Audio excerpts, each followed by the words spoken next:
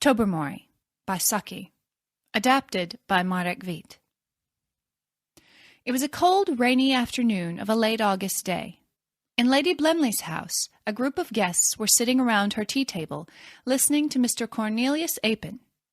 He was saying that he had made a discovery much greater than gunpowder, the printing press, or even steam power. "Do you really ask us to believe," Sir Wilfrid said, "that you have discovered a way to teach animals to speak like people, and that dear old Tobermory is your first successful student?" "It is a problem I have worked on for the last 17 years, said Mr. Apin. "I have been successful only during the last 8 or 9 months. I have experimented with thousands of animals, but recently only with cats. They are wonderful, intelligent creatures which have learned to live so well with our civilization and, at the same time, keep their natural instincts. When I met Tobermory, as you call him, I saw that he is a cat with extraordinary intelligence, and with him I have achieved my goal." Nobody said a word of disbelief. Only Clovis silently formed the word rubbish with his lips. "And do you mean to say," asked Miss Resker, "that you have taught Tobermory to say and understand short words and easy sentences?" "Dear Miss Resker," said Mr. Apin, "we teach little children and stupid people to speak in this way. No, Tobermory can speak our language perfectly." "That's rubbish," Clovis said this time. Sir Wilfrid was more polite, but just as sceptical. "Why don't we bring the cat here," said Lady Blemley, "and see for ourselves if Mr. Apin is telling the truth?" Sir Wilfrid went to look for the animal. In a minute he was back in the room, with a white face and eyes full of excitement. "Oh, my God, it's true!" he said, in a tone that immediately awakened the other guests' interest. He sat down and continued. "I found him sleeping in a smoking room and called out to him to come and have his tea. And he spoke to me in a perfectly natural voice." The shock and excitement of the guests made Apin very happy. It was the first fruit of his wonderful discovery. In the middle of this, Tobermory entered the room and walked slowly to the tea table. "Will you have some milk, Tobermory?" asked Lady Blemley. "I don't mind if I do," answered Tobermory indifferently. A wave of silent excitement went through the guests. Lady Blemley poured the milk in a rather unsteady way. "I'm afraid I've spilt some," she apologized. "It's not my carpet, after all," said Tobermory. Another silence fell on the group, and then Miss Resker asked if the human language had been difficult to learn. Tobermory looked at her for a moment and said nothing. Obviously, he thought that stupid questions were a waste of time. "What do you think of human intelligence?" asked Mavis Pellington. "Whose intelligence do you mean?" asked Tobermory coldly. "Oh, well, mine, for example," said Mavis with a little laugh. "You put me in an embarrassing position," said Tobermory, but there was no embarrassment in his tone. "Sir Wilfrid did not want you to be invited, because you are, as he said, the most stupid woman he knows. Lady Blemley replied to this that it is exactly why she wanted you to come, because you were the only person idiotic enough to buy her old car." Lady Blemley's protest would have been more effective if she hadn't told Mavis earlier that morning that the car was just perfect for her. Major Barfield tried to change the subject and asked, "How are you getting on with that brown cat from the stables?" The moment he said it, everyone realized the mistake. "One does not usually discuss these things in public," said Tobermory coldly. "And from what I've seen since you've been in the house, I think you wouldn't like me to discuss your own little affairs here." Everyone, not only the Major, was starting to panic now. "Would you like to go and see if the cook has got your dinner ready?" said Lady Blemley hurriedly, even though it was still about 2 hours before Tobermory's usual dinner time. "No, thanks," said Tobermory. "It's too soon after my tea. I don't want to die of indigestion." "Cats have 9 lives, you know," said Sir Wilfrid. "Possibly," answered Tobermory, "but only one liver."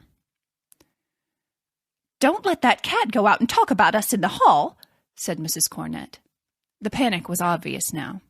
Tobermory had been able to walk freely around all the bedroom windows at all hours. All the guests had things that they didn't want other people to know. "Why did I ever come down here?"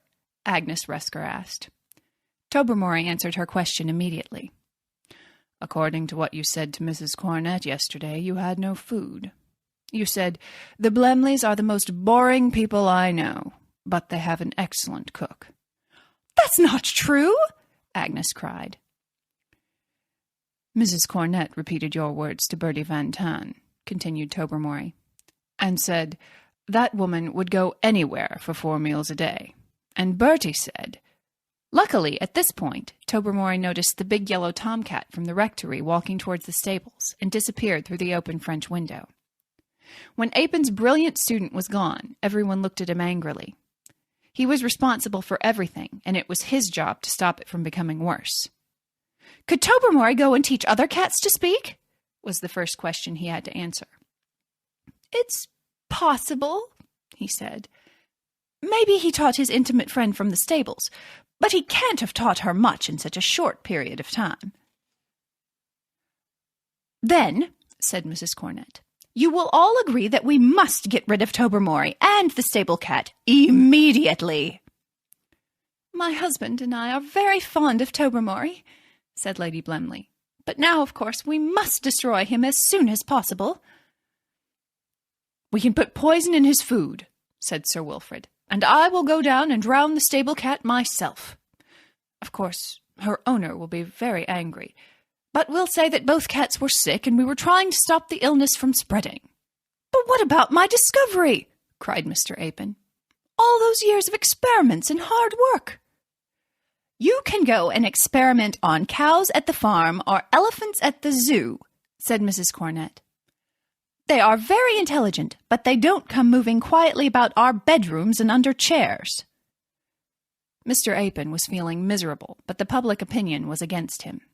If he were to protest, a few of the guests would probably agree to put poison in his food, too. Dinner that evening was not a great success. Sir Wilfrid had had a hard time with the stable cat, and then with the cat's owner. Agnes Resker looked at the food as if it were her personal enemy, and Mavis Pellington was completely silent. Mrs. Blemley was trying to keep conversation flowing, but her eyes were always on the doorway. A plate of food was carefully prepared for Tobermory by the door, but Tobermory did not come. When the terrible dinner was over, they all waited nervously in the smoking room. At 11, the servants went to bed, leaving the small window in the pantry open for Tobermory. Lady Blemley visited the pantry regularly, but each time she returned with an unhappy look on her face. At 2 o'clock, Clovis broke the silence. "He won't come tonight," he said. "He's probably in the local newspaper office right now telling them everything he knows." Clovis went to bed, and slowly, one by one, the others followed his example. In the morning, the servants said that Tobermory had not returned. Breakfast that morning was even worse than the dinner had been. Finally, Tobermory's dead body was brought in. The gardener had found it in the bushes. From the bites on his throat and the yellow hair on his claws, it was clear that he had been fighting with the big tomcat from the rectory. The bigger cat had won. By midday, most guests had left. After lunch, Lady Blemley sat down and wrote a very angry letter to the rectory about the loss of her valuable pet. Tobermory was Mr. Apin's only successful pupil. A few weeks later, there was a story in the newspapers about an elephant which had escaped from the Dresden Zoo and killed an Englishman, who had obviously made it upset. The name of the Englishman, as the different newspapers said, was Open or Eppelin, but the first name was Cornelius. "I'm not surprised it killed him," said Clovis. "If he was trying to teach the poor elephant German irregular verbs, he got what he deserved."